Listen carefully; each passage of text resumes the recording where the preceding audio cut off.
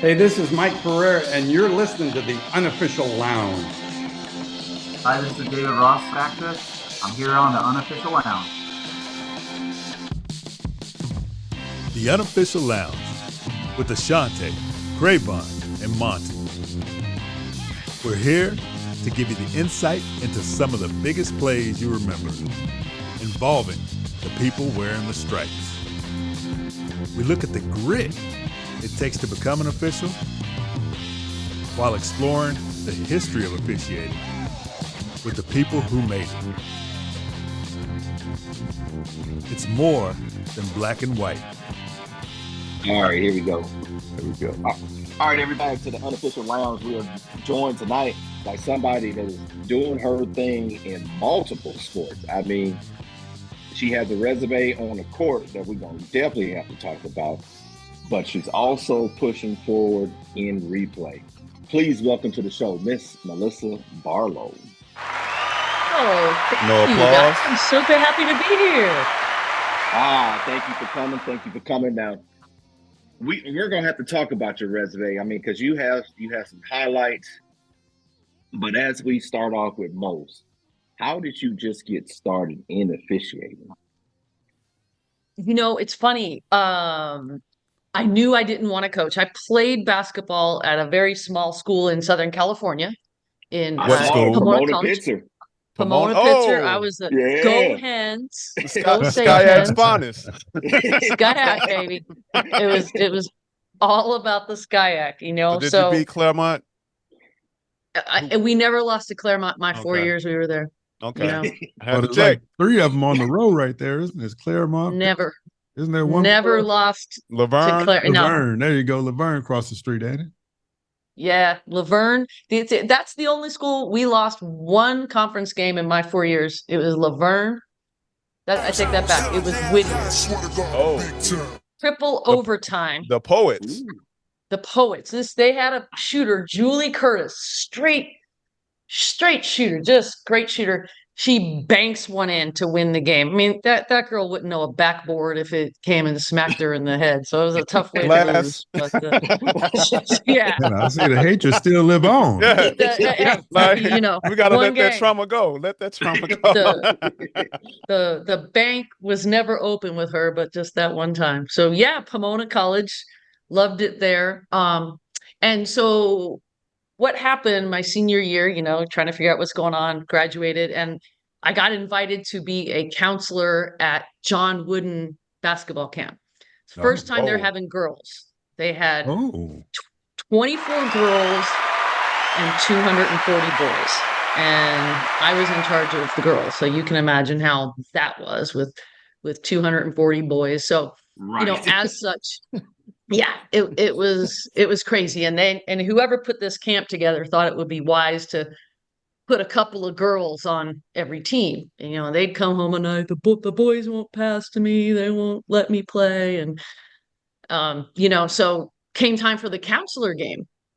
And like Ed O'Bannon is there, all these guys from UCLA, and they said, "Well, coach, we can't wait to watch you play in the game." And I go, "There with Ed O'Bannon and those guys," and they said, "But you told us we have to try and we have to get out there and play with the boys." And I'm like, "Dang, I am getting out there with Ed O'Bannon. That's what I have to do." So, National champion Ed O'Bannon. yeah. right. So I like made one basket. I was happy. But as you know, you work at these basketball camps, and part of your job as a clinician, you have to officiate. You have to referee the games. And I don't know, I kind of dug it. It was kind of fun. I knew I wanted to stay with the game. I knew I didn't want to go into coaching. I wanted to have a career in business. And my coaches at Pomona-Pitzer kind of introduced me to the coordinator. And, you know, I got started in high school and, you know, started right after college doing that. And it was a lot different back then. So I got moved up to Division I pretty quickly, but, you know, I'd get one game and, you know, 2 games, and same thing. We would go to summer camp and try to get hired. But yeah, so I got started pretty young. I had a good fortune of a lot of people in my high school unit that pushed me and helped me get there. I think myself and another woman were the only two in our unit at the time. And so I remember they gave us the game at Verbum Day. Oh, wow. I mean, Okay. so we That's a went into good one. Verbum Day and did a varsity game, and it was crazy. So half the people weren't happy to see us, but they kept throwing us out there in these tough games, and stuff like that really helped me move along. So How it was much are you fun. making at this time? Well, I mean, money, it so was the that's what I was 90s, doing. I the would do late 1900s. a freshman girls game and a JV. I think the two games it was $77 total. But it wasn't about the money, right? It's It was never about about the money. yeah, it's never about the money. It's Yeah, about hold the on. experience. Just graduated college. It's Just about the started money. working. Right. It may have been about the money at that point.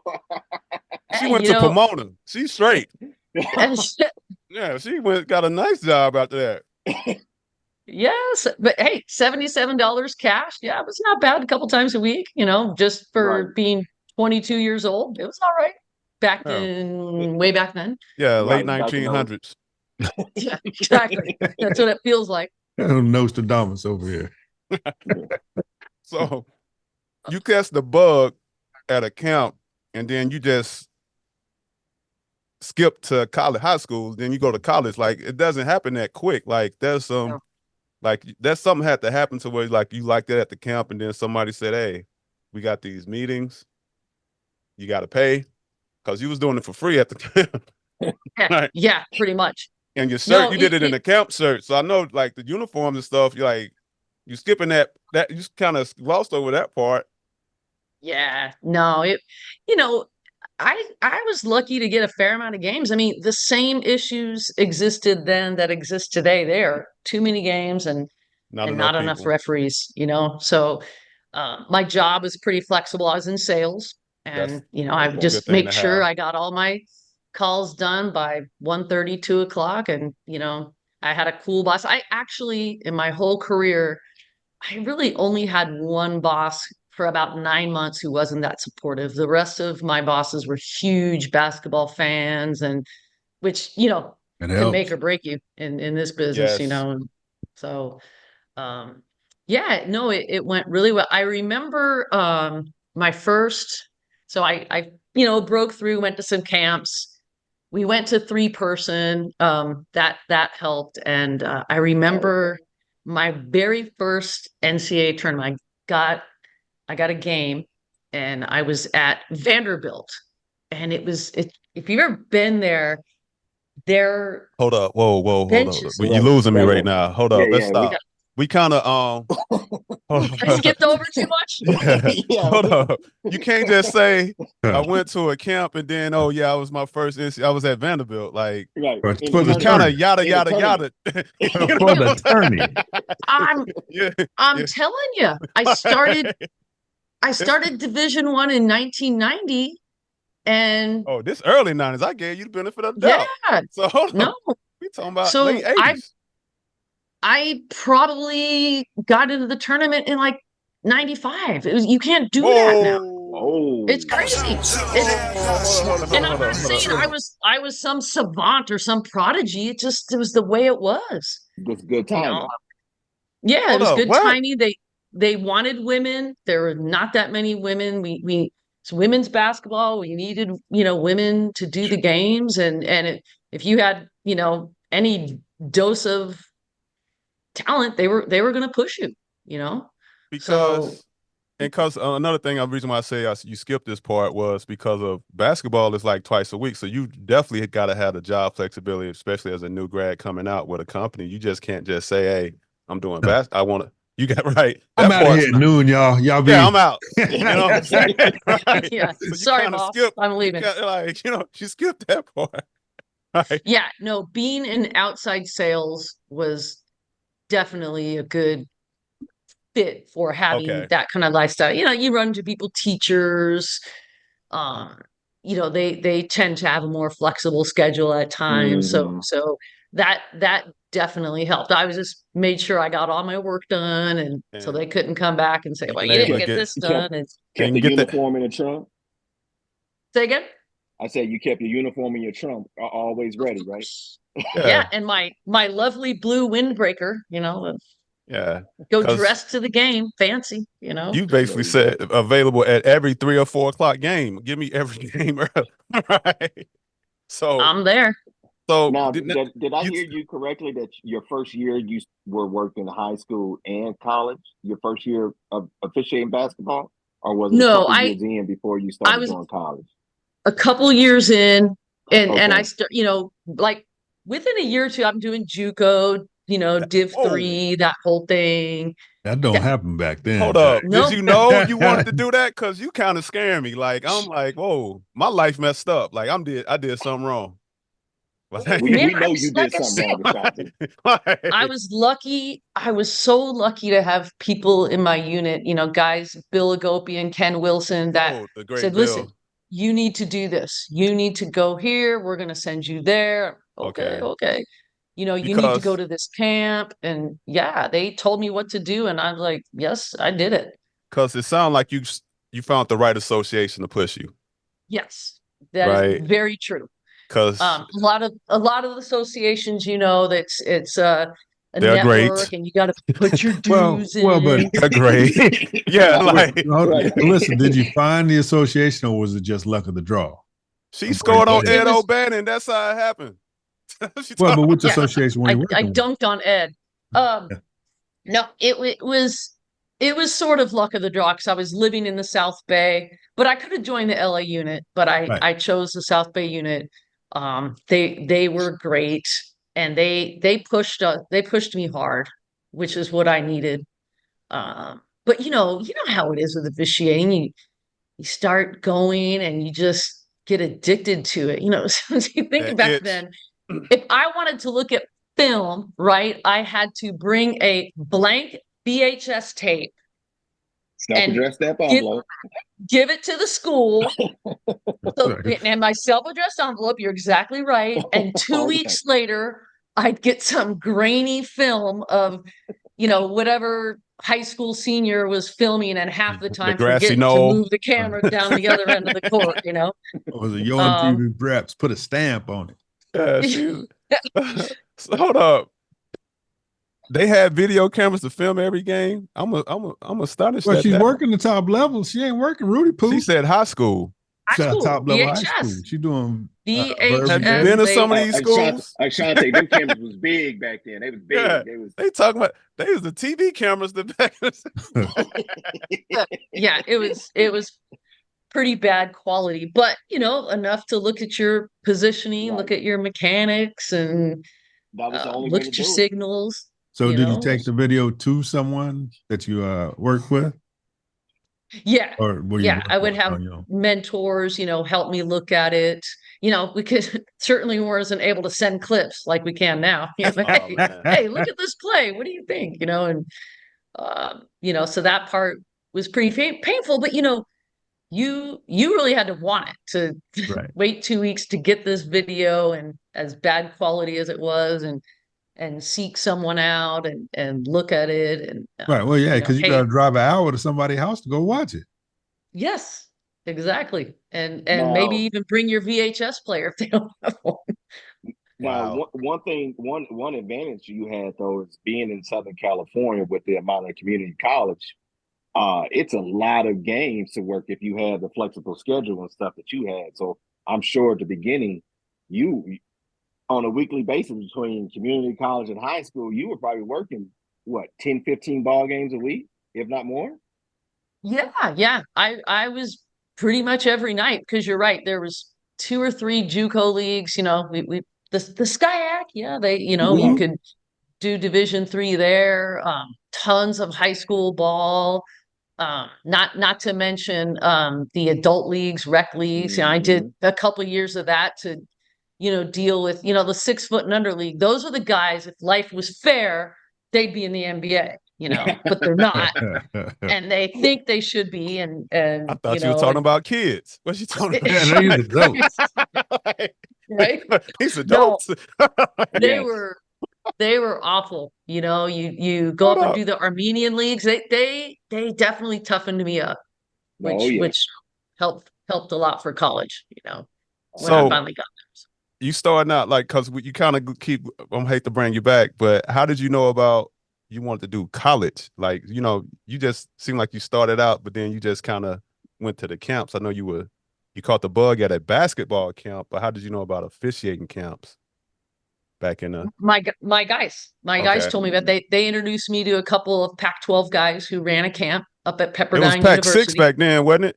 It was Ashanti, Pac. Or Ashanti, back Ashanti. 10. Come on now. Be It nice. was it was a I Pac gotta put 8. the history No. reference now. Put it in the It was top. never 6. Oh, my bad. I tell you, I worked in the Big 12 when it used to be the Southwest Conference. See, That's how long ago that was. So, yeah, like I said, these guys introduced me. Hey, you got to go to this camp, John Keating's camp up at Pepperdine. You need to go to this camp up at Santa Clara, and I went. I was really really lucky. In all seriousness of having some people around me that really took an interest and really helped guide me. Because you're right, how would I know? I wouldn't know about that. Wasn't on the World Wide Web, or anything. So Right. they right. Wait you for had to the mail. AOL dial-up. You had to mail your payment in. Like, Yeah. how to pay- Yep. Man, the I world had to different. All right. mail So, my check. As You know? Ashanti, because Ashanti is still new to this officiating stuff, so he's amazed when somebody started officiating before the 2000s. So Hell, I forgive was him. officiating before he was even born. So No, you wasn't. I'm a No, little not old. that. I'm a He little old. old. He just young and officiating. He one of them old guys that mean, man, I wish I would have got started sooner. No, I never said that. I got started at the right time because I would have been he mad was- having to wait 10 years to do a varsity high school game. Like, Yeah. I'd have heard an old dude just clipped him in the knee. So, So that's Now, 4 years. Melissa, you're Yeah. you're progressing through. What was like your first jump into Division One? What conference? Do you remember getting that call, or did they just mail you a schedule and here you go? Yeah, I remember my very first Division One game. It was like a independent kind of setup. Cal State Northridge was not affiliated with any conference, No. and I got hired. So my first game was at Cal State Northridge, Okay. Good and old two-person CSUN.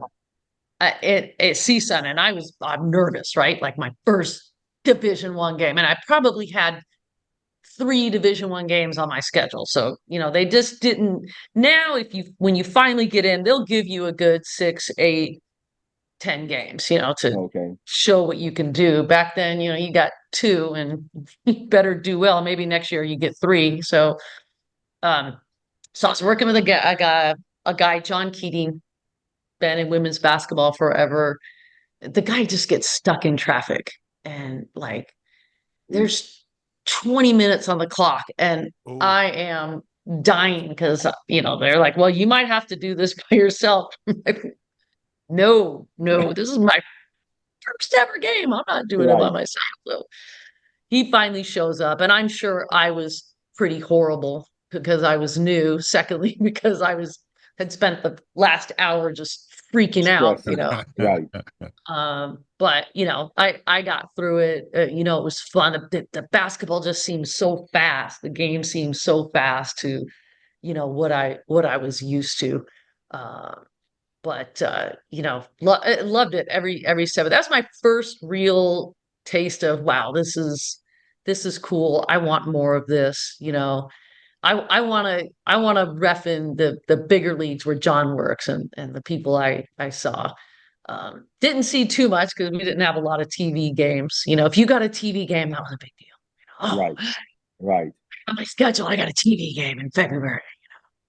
The Sunday afternoon Pac-10 game back in those days. It was very few and far between for basketball games on TV. Yes. But what turned out to be a blessing in disguise, I think a lot of the mistakes I made, no one ever saw. So it was great, By the time we finally got, a lot of TV and coverage, I was already well established, and, I'm sure I know I had some horrible games, but luckily no TV. So, hey, didn't exist, didn't happen. So. Now you kind of had mentioned it already. So you started in the 90s. We're talking 1995 was your first tournament opportunity. Yeah. So were you still working in independent leagues? Were you in consortium back then? I mean, was the individual Yeah. conference at the time? I got in the Pac-12 like the following year. Again, not many games. And I had, Okay. but I had, also got hired. I think I did the independent, then I did like the West Coast Conference and the Big West. And then like a year or two later, I got into the Pac-10, maybe it was Pac-10, I think. That's the So difference between basketball and football, man. You can go everywhere. You can be in you can. 17 conferences. And you can only be in one, too. So, Yes. Yes. You Very, can go very from true. 1 to 17. It ranges in between.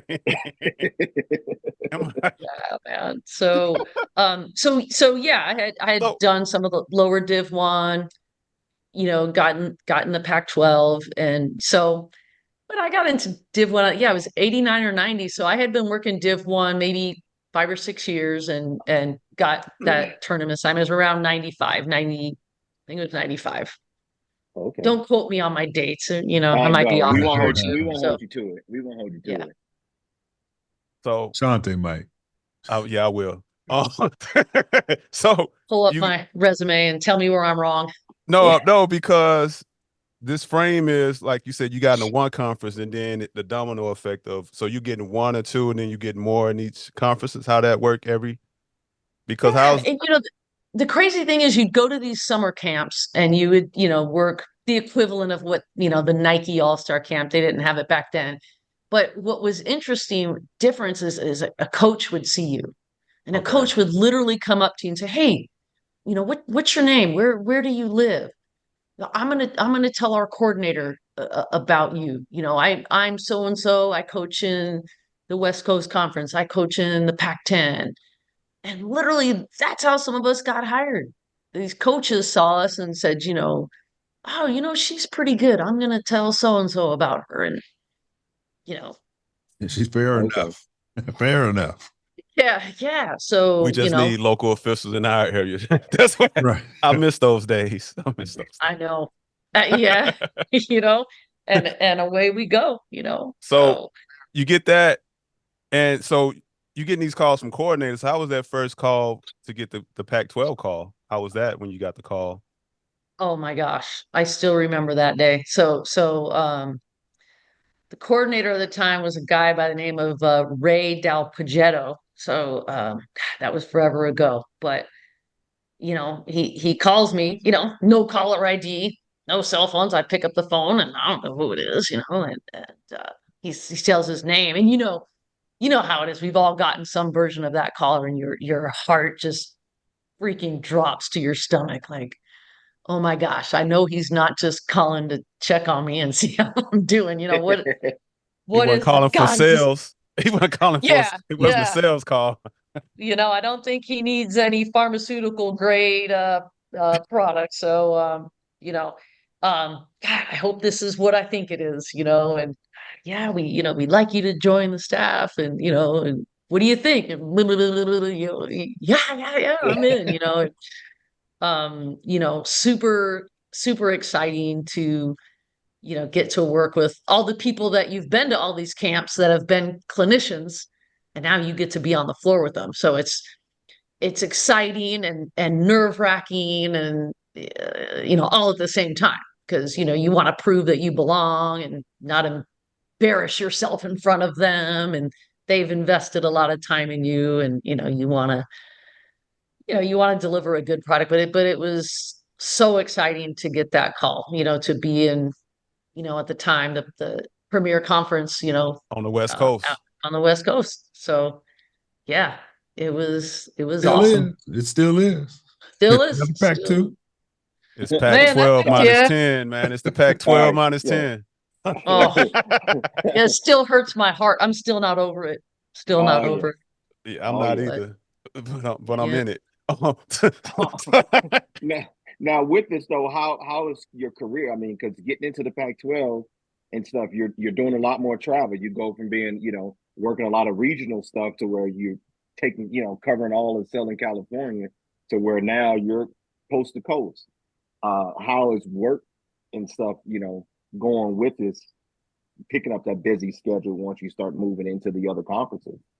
Yeah, no, fair question. And in the beginning, it wasn't too bad. Like I mentioned, you got 1 or 2 games, and usually, I think I had 1 game at UCLA, 1 game at USC. So I wasn't Oh man. flying Home here, game. flying there, And as things started to pick up, things were picking up at work too. So I had gotten promoted to an account executive, and now I had a couple states. So that worked out pretty well, Okay. like, oh, I got a game in Arizona. Hey, I can set up a client meeting with this hospital, Wow. that Double dipping. hospital. That's how they Double do it, dipping. boy. That's how right. they do it. That worked out. That worked Convenient. out pretty good, So you had to start traveling for work at the same time as your basketball schedule had to force you to travel more. That's amazing. Yeah. That's amazing. So hard. So hard. It And worked then out. it's got at the opening line of work is, well, hey, I'm going to be working a game out here for you. Let's talk about these products. Oh, what? You're working. Oh, that has to be a great icebreaker. Yeah, no, I mean, and I would have a couple of clients. Oh yeah, you want to come to the game? Yeah, Of game, course, of course. They're there. I'd find out where they were sitting. I'm like, shoot, I'd be. Did you keep the paperwork in your back pocket, put in the sign? Right. Right. You had a good time, right? There you go. You remember what we talked about today? Here, First TV timeout. give it to the scorekeeper. I'll pick it up at the end of the game. Right?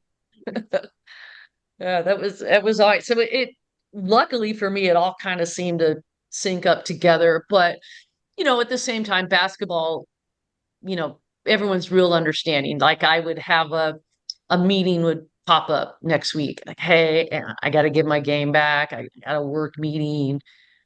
So everyone was always super cool about it, Okay. And so no one talks about that sacrifice of giving up the game, right? We talk about the commitment of taking off to go to the game, but giving up a game as you grow progressing is kind of hard in a sense. So luckily you had some super people who were forgiving, right? It is. I remember was like my maybe second or third year, maybe second year in the Pac-10. I got 2 games.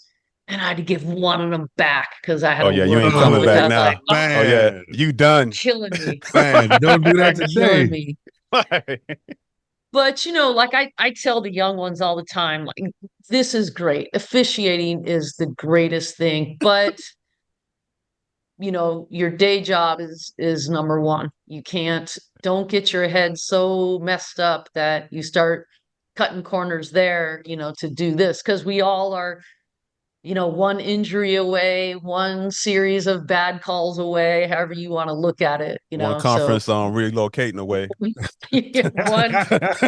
your old conference imploding away, exactly. Thanks ESPN, CBS, and Fox. Hey, whoa. Don't talk about our friends like that. Yeah, exactly right. So, but yeah, it kind of worked out and kind of snowballed. And then later in my career, I just had some phenomenal people at work that were just, I'd show up. I was, right before I retired, I was traveling to Chicago. I'm national sales director. And I would have to, I was based out of Chicago, living in Los Angeles. How crazy that was. So the weather. But I'd get there every Sunday afternoon, and I'd be there from Monday to Wednesday morning, showing my face, and then I'd take off for my games. And I felt like every day on Monday, someone stopped me. Oh, hey, what happened at that play that you had? What the last second shot between Stanford and Tennessee? And what did the coach say to you? And it's amazing how they would see this stuff. I felt like my whole first day back there was just talking about, well, this is what she said, this is what I did, this is the call. But it was cool at the same time, like now I'll meet people in Vegas. Oh, you do basketball? Hey, have you ever heard of Caitlin Clark? Yeah. I've heard of Caitlin Clark. I know who she is. So again, you kind of glossed over something right there. You kind of skipped I over. know you're going to bring me back. You are. So a regional state sales to now you're the national, right? So And then I know in that progression, you got picked up in more conferences. Because now how does it go from getting onesie, twosies to now you getting almost a full schedule across, you know what I'm saying, in these other conferences? How is that? Yeah, because you're working 3-4 games a weekend, right? And you ain't doing high school no more. No. But yeah, consistently 4 to 5. From Wednesday to Sunday, maybe an occasional Friday you don't work or Straight cash, homie. Straight That ain't cash, homie. cash. That ain't cash. That's Yeah, money. well, That's you money. Right. it's Right. I'm not complaining. I'm not complaining, but How many years total have you been officiating? We ain't gonna put a number on it. We ain't gonna. No, don't even stop. Stop, Melissa. We're not gonna put a number on it. She's been doing it long enough. 30 years. Wow. Long enough. Long enough. So 30 years. How many tournaments have you gone? Not how many tournament games, but how many tournaments have you worked now? 29. Probably 20 something. 20. Okay. How many? I've never really stopped counting. How many Final Fours? I think I've done 11 or 12 Final Fours. When you can't remember, and it's too many. You know what I'm saying? Because as great as that is, it's still a game. It's just a game. It's not right? about that. Yeah, I know, right? It's not about that. It's not about that. It is. It's cool. It's cool. It is cool. I tell you though, it was probably I didn't calm down and enjoy it until like after the 5th time, because it's really crazy. You're waiting for the call. You want the call, right? Right. Oh God, I hope I get the call. You get the call, you're excited, but then you can't wait until it's over. Like, what the heck is that? That is not at all how it should be. I'm waiting to experience it. I'm waiting.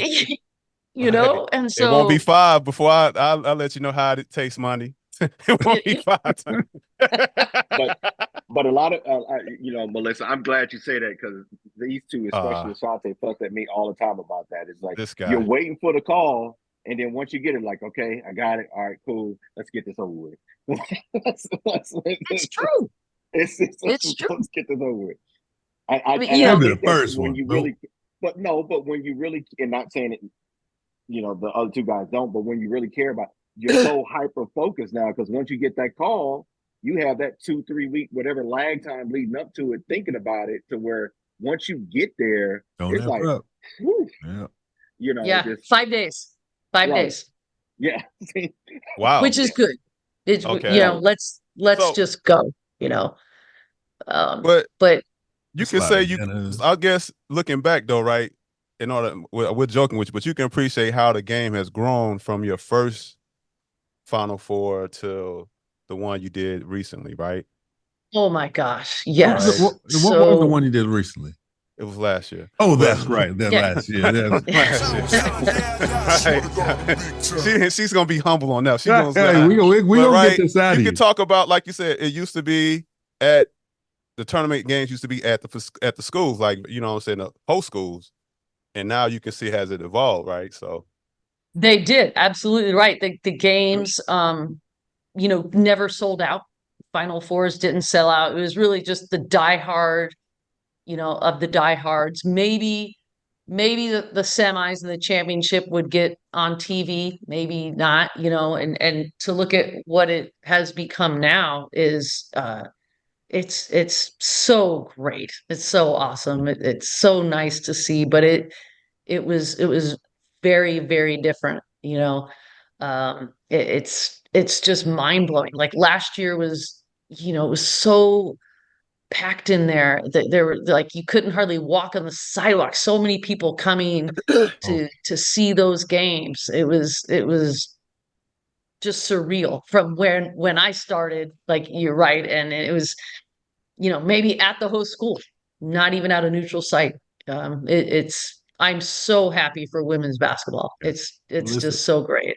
Do you see, was that time when they took the tweets of that weight room, was that a big turning point? That was 3 years ago. Well, I'm asking. That wasn't a turning point. That was in the bubble. That was Yeah. like That was in the almost bubble. what? That was in the bubble, but Yeah. the turning point was that it took that, but then you had the Kate, you don't want to say it, but Caitlin did impact Oh, last yeah, year. absolutely. Absolutely. Why No, you don't better say And it. we don't say it? and Angel Reese, She you know right. what I'm saying? And Angel Reese. Right. Right. Because I don't think, to be honest, like the Shamika Holmes-Claus and the Candace Park, like they were good, but it didn't command the sport like Caitlin did, right? You know what I'm saying? Right. For us, I know you probably officiated them, but the command of the, like you said, the attendance, it just took it to a whole new level. Like I mean, ESPN you just took really over. have it if you know me being a person looking at it. You look at the NBA. You had your different eras, right? You had your great times with the Boston Celtics back in the day. 11 I don't know. championships. Did Ant-Man right, but said they ain't had no skill. right. Ant-Man But then you said, Right. had Kareem. But then you had that transition of Magic and Bird that really solidified the NBA, and then Jordan just came and just took it took to the the next. commercial to the next. So you can kind of look at the Candace Parkers, the Lisa Leslies, Yeah. and all those great female basketball players that really made the WNBA now work and be what it is. And now you can hopefully have the Jordan effect with Caitlin that just takes it all We to the next level. talking about NCAA, bro. But I mean, it's the same thing as far as Because NCAA is but going to we're push talking to somebody who with. was there. She went from being at Vanderbilt to now. But I'm just saying She probably drove on it's the campus and didn't same nobody thing. know who she was. Now she can't even go to a game. Oh, that's the official, right? When she showed up. Yep. Oh, Yeah. yeah. No, 19 times. Hey, you know who I am. Yeah. now Yeah. you before this call is over, you're going to turn it into 32 times. It's not 19 times. Hey, Right. man. Now, Melissa, I mean, you've seen the transition of women's basketball, but you've worked with some legendary coaches in women's basketball as well. Is there, you don't have to say any current ones because you still see it, but is it a person that stood out to you the first time you worked a game or met them? That one of those legendary coaches that stood out to you? Yeah, definitely. Pat Summit. Oh, yeah. Okay. Pat Summit Tennessee, was right? probably. I remember having for the first time Tennessee at Stanford. Pretty big matchup. Right. I was pretty young, and there's Tara Vanderveer, who Hall of Famer, Legend. Pat Summit, legend, but very both great coaches, very different, um, and I remember. I think we had a no call in the game, and one of the Tennessee players was injured, so the trainer runs out. And I remember Pat Summit standing on the sideline with her arms out, and she's tall, she played, and I was so young at the time. I'm looking at her, and she just looks like a pterodactyl to me, like. It's like, Wow. and my partner goes, "Hey, she wants to talk. Are you gonna go talk to her?" And Nope. I'm going over there. No, but great coach. I remember running into her. I was flying for my job, and she was on my flight, sitting 2 rows ahead of me, and she had a stack of recruiting cards, and she did not stop signing these things, for 3 hours. But I saw her. I had her a couple of games, so I thought, well, I'm going to go say hi, And she was flying out to California to speak at a recruits banquet that she wanted, and then she was on the red eye back, and she was about business 24/7. So yeah, she was tough. She was very very very tough. So but the coaches, seriously, like most of, my God, 98% of them that I deal with are, they're very fair. They'll, everyone has their moments, and they're not happy about something, but for the most part, they'll talk to you, they'll communicate. We communicate very differently because everyone talks differently, but Mhm. it's a pretty good working environment, because if you can't communicate with the coaches and the players, you can be the greatest player. I'll tell you right now, I'm a decent play caller. I'm not a great play caller, but I can communicate, with these people and share my point of view, listen to their point of view, which is another thing I don't think we probably do enough of across any sport. And if you can't communicate, like I said, I don't care how great a play caller, you're not going to last long, Yes. There you go. Yes, that's very true. Yes. Now, before we jump in how you transition into, She got football, bored. She got bored. right? Yeah. Is there a game basketball wise, any point of your career that stood out to you? There's this the one that you go back to, like, wow, that was, for whatever reason, it's the game that stands out to you. Or an arena you walked into was like, whoa, I'm here. It's kind of hard to pick which game you're great at, Mike. I mean, that's like MJ saying, Final Four, like, hey, 32 Final Four. Like, come on, bro. Like, so what kind of question is that? Man, 32. Like, that's a Monty question, Craig. I'm stretching our memory. It's like, hey, so many great memories. I think obviously you remember your first championship, your first Final Four, but one game that sticks out to me, which is definitely be in my top 5. I had the game. UConn was coming to Stanford, and if they won, it was going to be their 100th consecutive victory. They were playing at Stanford, and Maya Moore was on that team. I mean, it was just a great team, and that game went down to the wire. And it was just crazy. Stanford won. They had all the alumni there. Our crew did it. They don't let you do that so much, but the place was just going nuts. And so, luckily we did a decent job. No one was showing any of our plays on Sports Center or anything. So, it was such a build up to that game, and then we finished it, and you're just kind of.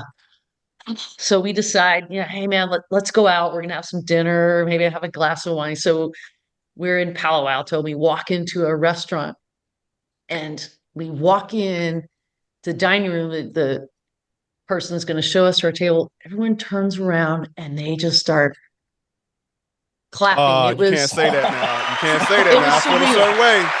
It was surreal. Hold up. What do you mean? No, it's fine. Come on now. Never seen fans do that before. It was Right. It was a trip. I was like, it was uncomfortable, but I was like, wow, But that game was just so good. That's one that sticks out. It's awesome. That's not a tournament game or a That's WNBA a major game. regular season game. Yes. Yeah. Right. It was like in December, right before conference started. So it was super fun game to be a part of. Definitely. Yeah. Yeah, that's the scary part of those dinners. You don't know who recognize you, and you like, oh man, who cooking? What team you cooking for? But you would think Palo Alto is a big enough city to where you can escape it, but no, Palo Alto, that's Stanford all day. Pullman. Yeah, not like it was Pullman, Yeah, it was crazy, So, but that game was so good. Hey, we never want a game to go to overtime, right? That's just extra. Yes, we do. We give the kids their worth. Yes, we do. I remember that game. No, hey, we ain't doing anything to make it not going to overtime, but that game, let's play 2. This game's so good, I'll stay here for more. Let's do 2 overtimes. Let's do 3. It was awesome. Nice. It was awesome. Yeah. So with that fantastic resume in basketball, I mean, bar none, what did get you into football? What did? 2 words. Randy Campbell. Randy Campbell. He's the coordinator of the Big Sky now, right? Yeah, he rep women's basketball too. Yeah. Okay. Yeah, he was a long time for women's basketball. Long time women's basketball. Yep. Oh yeah. And he's been after me for a few years. You need to do football. I'm like, Randy, I am not getting out on a field with a bunch of giant men. No, I'm not doing that. But we would talk football all the time. I've always loved football. I love to watch it, love to go to games whenever. So, I'd always be asking, what bowl game did you get, Randy? And tell me about it. And, he just kept saying, yeah, I think, you should do replay. And yeah, I don't know, and he just finally, I said, all right, what is this all about? How does it work with replay? I mean, we have replay with basketball, Randy. Why would I want to do this? And he's like, listen, I'm going to give you some information. You're just going to jump on these calls. Right. Dean Blantino does these calls. I'm like, oh, he's the guy who comes on and says if the refs got this call right, that's the guy. I'm like, all right, I'll listen to a couple Zoom calls.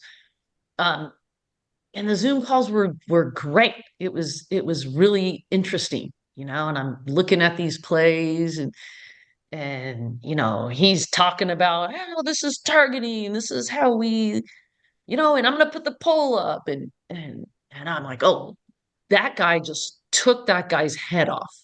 That is targeting. And the poll go up and, oh, it's not targeting. Most everyone got that right. And I'm like, tell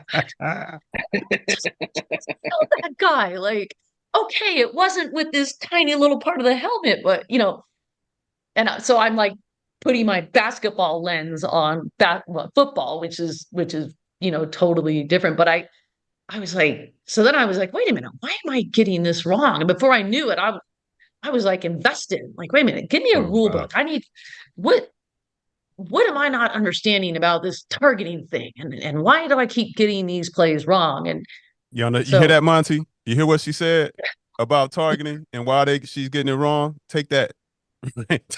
Oh man, I'm good on targeting. Can we have targeting on a runner?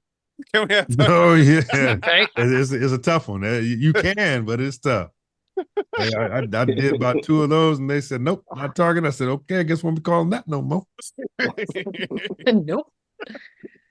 So again, I started like looking forward to these calls every 2 weeks, and then I'm calling Randy. Okay, he put the third play up there, Randy. I don't understand. Explain to me why, whatever. It was ruled not a catch. And I think he got tired of me calling. He goes, I'm gonna you need to call this guy. His name's Brian Brown. You need to call this guy. And he'll the great Brian he'll Brown. explain this to you. And I said, oh, okay, just call him. Yeah, just call him. Okay. I say, hey, Brian Brown, my name's Melissa. He's probably like, who the heck is this? But he was very helpful. He explained things to me. Another guy who I would bend his ear a lot is my buddy Chad Wakefield down in Texas. Big game Chad. Big game Chad would definitely a little bit less of a nurturing style than Brian. Yeah, Chad's different. Yeah. He's like, hey, listen, Junior, this is what you need to do. Stop doing. Oh, okay. And between those two guys and Randy, what's great about football, there's just volumes of video. I didn't have to send a VH tape anywhere. It was right there on DB Sports, and kind of very similar to basketball. I just got hooked on it, and so I applied to get into the ODP at the Pac-12 because I thought this is really cool. And what the great thing about it, with all that training, we do not get nearly enough training in basketball on DB Sports and replay. Do you think that's just because of just so many games that you guys are able to work? I mean, unlike football, it's once a week. It's a limited quality of games. Where basketball, it's trial by fire. Just get out there and work. That's a big part of it. And there's so many other competing priorities. I think replay kind of we don't get any training. We do, but sometimes I think it's hard to find all the slots for everything that they want to go over. And I understand that. But just going through the replay training, I was like, oh, wow. And it helped me be much better at replay in basketball. I realized I'm doing this all wrong when I go over to the monitor to look at a play. So I started learning stuff, and then I started teaching my fellow basketball officials. You'd be so proud, Monty. I've got everyone on the West Coast talking about smoke on this play. You You know, got smoke. I said, We got smoke. So I said, look He at don't know this. what See, smoke is. Right. He don't know what. Well, that's He because gonna say everything the same stands. thing. Monty stands. Monty stands. Monty stands. And keep you out of trouble. Yeah. If it says Hey. 145 on that clock, you better stand.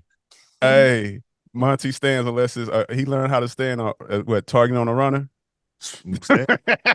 Monty, Well, yeah, no. I'm gonna have to hear this story at some point. The targeting on the runner. You were there last year. you read the Chronicles. Yeah. Well, but I hate to say honestly, until that play happened, Monty, I never understood what that meant until it happened to you. So thank you you're for welcome. giving me some rule knowledge. You're welcome. What a guy. He's a giver. He's a giver. Ashanti said thank you. Wow. You Yeah. record that, please. I'm like, oh, you can't have targeting on a runner. Like, oh, wow, okay. Now, Melissa, so Randy got you done. You're reaching out to everybody. You're learning it. You're in the Pac-12 ODP program at the time, or had you not hit into the ODP program yet? I had not gotten in, but again, and I think I'm the luckiest person alive because with how this officiating thing works out. So I wasn't in the ODP, but I was on some of the calls, the training calls, and I'm trying to remember the time frame. There's a clinic they would do like maybe in July, and then they would do the referee replay clinic maybe in August or after that. Early August. Arizona, yeah. So they have the staff there and some ODP and some people and I was like, wow, it'd be great to go to that, but I didn't get asked. And then at the last minute, one of some guy who is kind of ODP or ODP-ish, some tech who wanted to get into replay had to cancel for some reason. And so I get a call like, hey, can you be in Phoenix tomorrow? I'm like, yeah, I can be in Phoenix, So what about the sales? What about the sales? I'm retired by this point. I'm done with that. I got nothing to do. Maybe play a little golf. I'm good. And so, yeah, I go to Phoenix. It was great, learning from the white hats. Asked a couple questions. So a couple guys, Steve Strimling kind of helped me a little bit. Frank Villar kind of helped me a little bit. And then, from there, I got into ODP, I think, after that season, which was great. So now I got to go to those meetings for real. But that was a big turning point, getting to go to that meeting and being in the room and, getting to participate and, ask some decent questions and learn. So Shanti, it worked out for me again. I'm just the luckiest girl on the planet of the earth. I'm happy for you because you making more money, right? Because think about it. So I hope you got a game. So it's different. As Monty said, doing it on the TV at home. Now you go to the stadium. So explain that experience because you don't have like in basketball, you had like a practice to work this out. There's no practice with replay, right? No. So before that, so with ODP, I'm that following season, I got to go to a couple games just to sit in the booth, just to check it out. And then I think Steve had a game and said, well, you come sit in our booth too. So I like, great. So another game I go, and it was at USC. I want to say it was like a 7:30 kickoff. And so I'm up there in the booth and we're getting ready to start the fourth quarter. And it's like after 10 o'clock. And I'm like, to take a nap. On the pack out the dark. Pack out the dark. In basketball, we're done. We're done by 9:15. I'm like, well, you only got to the stadium an hour before the game. Yeah, no, she said, remember her first game, he got there 20 minutes. 20 minutes. 20 minutes.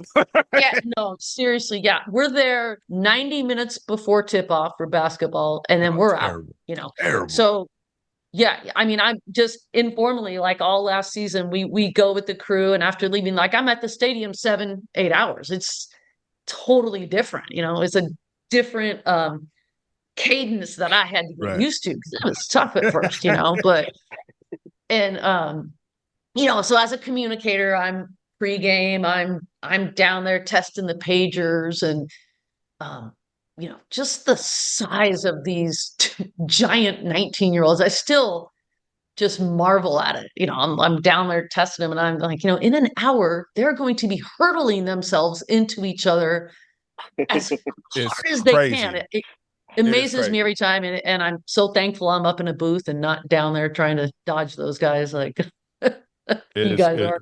It is crazy. It's wild, but it's so exciting. I mean, the environment and I just fell in love all over again, quite frankly. Do you feel there's a different culture between football officials and basketball officials? Basketball, you're different people, you get to work with each other, but it's not the same three of you guys going to every single game, to where in officiating, it's the same 10 of you traveling each and every week. Yeah, which is awesome. I'm kind of a social person. I love the dinners Friday night and going out after the game on Saturday. And it's you're right. I see people and I love working with all different people, but then I won't see them again for 2 months and we're out. We really can't go out because we have a 4:00 wake up call because we got to get to the next game. So man, we can't go out. We just got to go back to the hotel and go to sleep. And it's kind of cool with the same guys every week, that next Friday, hey, how did your kid's soccer game? I know he was real nervous about it. How did it go? Oh, it was great. You actually can follow up with people, and hey, I know you were doing this week. How did it go? Or you had this big presentation at work. And it's feels like you can really build some deeper relationships, and I love that about it. It's, I miss that we don't get that opportunity in basketball as much. And that's really special about football that I really am enjoying. So Melissa, what would you tell, we're getting late in the hour here. What would you tell a young Melissa coming up? What do you know? Well, go to I'm that already camp. telling them. Go to that camp. Go to camp. If she had any doubts, go to that John Wooden camp. She had any doubts, right?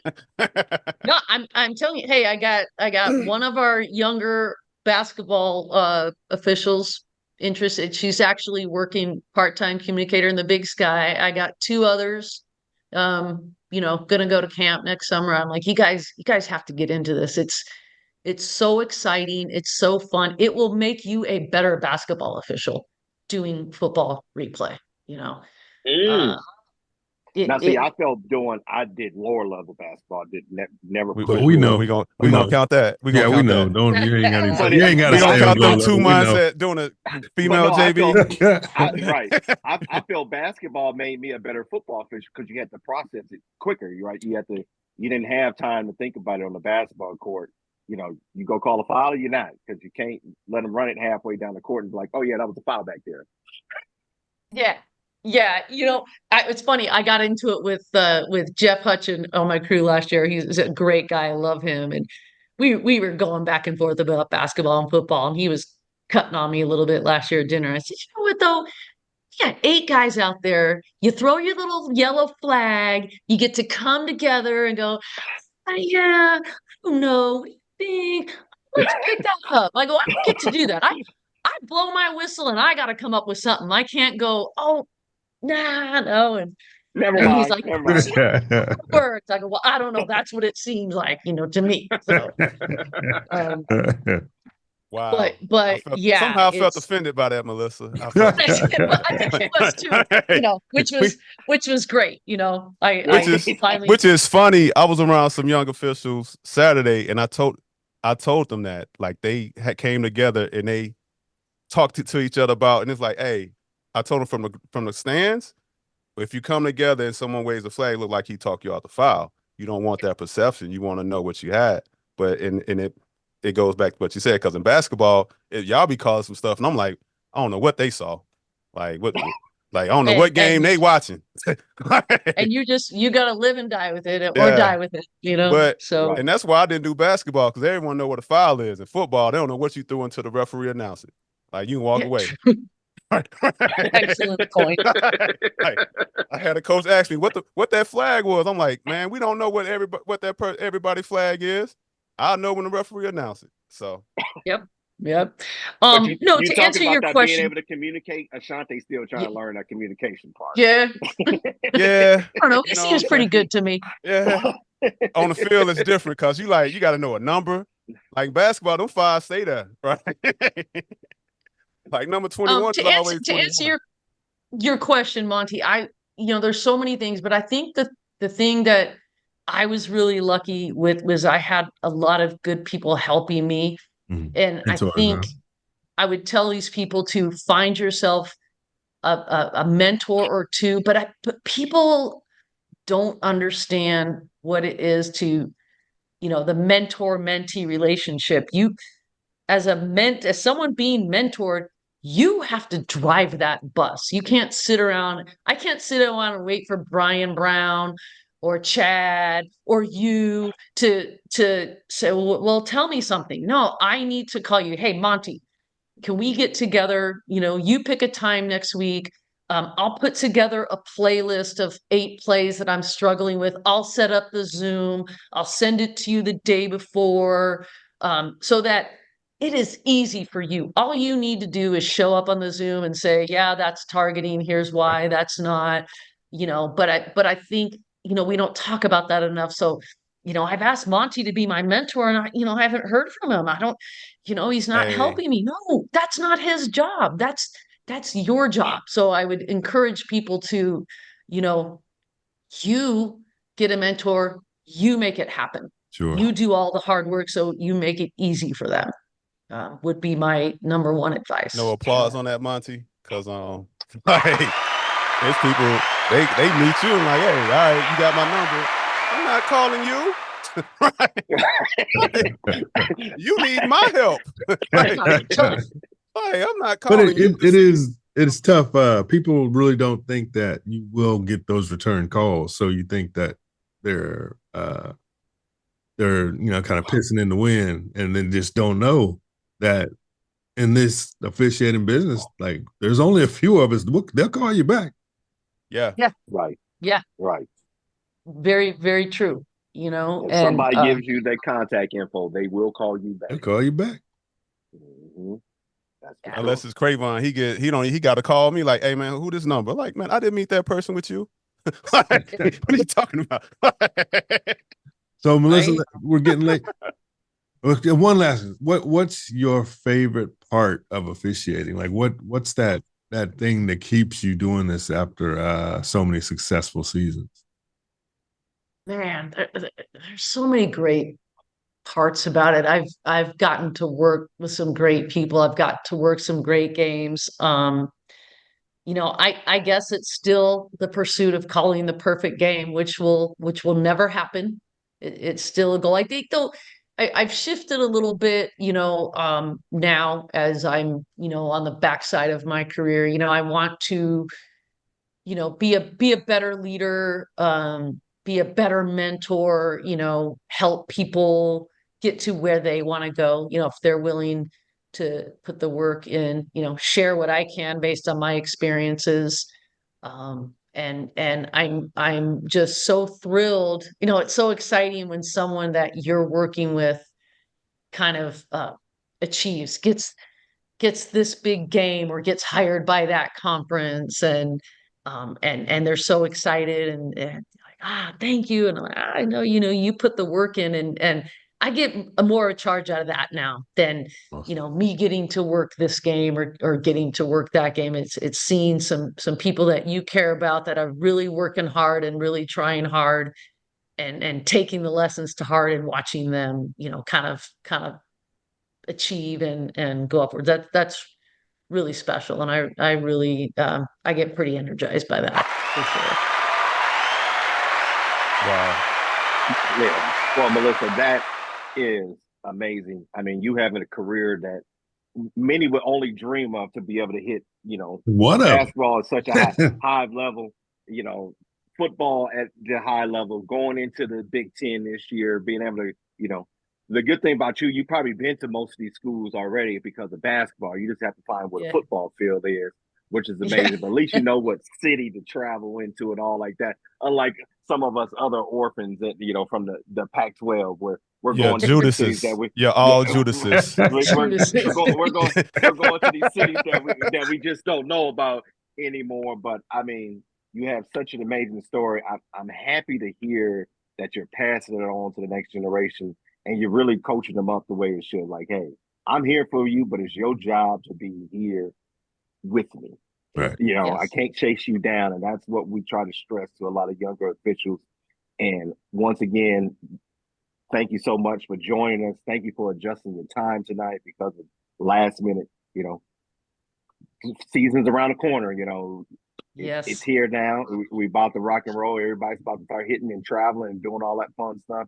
It's here. We really appreciate your time. Looking forward to you probably coming back on the show again because we're going to have to get a little bit more into the basketball camps and all of what you're doing off the court and stuff to really help officials out down the road. But we really appreciate it and look forward to talking to you and have a wonderful 2024 season. Well, thank you so much. I would love it. You guys are a lot of fun. Anytime. Hey, we talk basketball, football, officiating in general. This was awesome. I need tickets. Only big games. Only big games. All you. I'm not going to Vanderbilt, but I need no Vanderbilt. Hey, no, we don't need to go down there. I'm gonna have to hit you up because if you get an SC game, there's a young lady playing ball at SC this year that's gonna be woo-hoo. Yeah. Oh, nice. Yeah. Heck yeah. Yeah. Nothing yet, but I'll let you know. All right. A great two-sport athlete here. Two-sport. Melissa Barlow. Pomona-Pitzer. Killer. Melissa Barlow. Thank you, Melissa. Thank you. Thank you, guys. Take care. Thanks for tuning in to the Unofficial Lounge podcast.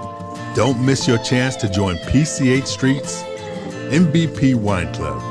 Get 3 amazing bottles sent to you every quarter and discover wines that make us throw a flag and stop the game. Visit pchstreet.com/join to become an MVP Wine Club member today. Enjoy the best of the Central Coast of California.